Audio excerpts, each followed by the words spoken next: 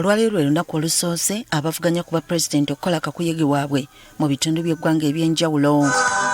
Wano poliisi balabudde kuyisa ebivvulu nga bagenda we bategese okwogera n'abawagizi baabwe. Candidate gezaako nnyo okulaba nti si gwe nnyini ate eyeeyunga mu processions ezo okugezaako okutataaganya eddembe ly'abantu abalala abatali oba abateetabye mu byobufuzi byo. Bano era balabuddwa obutakkiriza abantu baabwe kutikka kabindo ekiyinza okuvaamu obubenje nga batambula. Nosanga emmotoka nga kungula abantu bagijjuddeko, then jjukira twabasaba, si kubasaba ne twabalagira nti emmotoka za poliisi ze twawa ba candidates tetwagala kulabako abantu balala other than abapoliisi abo, kubanga abapoliisi ababa batudde ku mamotoka ago baba bali postured okumakinga sure nti wabaawo threat yonna ku candidate baba basobola okujaŋŋanga. Omwogezi wa poliisi mu ggwanga Kituuma Lusoke agambye nti mu kampeyini zino abavuganya tebeeyibala kubakuumirako liiso n'abawagizi baabwe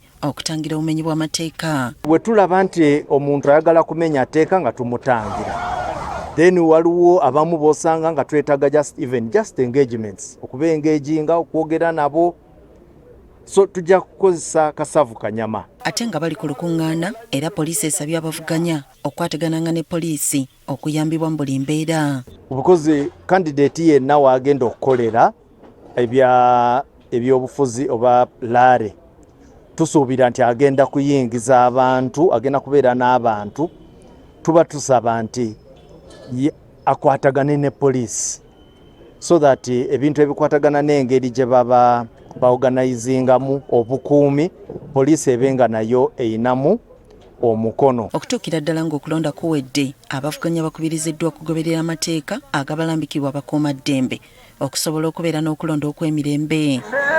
Susan Nanyanzi, Agafeeyo ku Spark TV.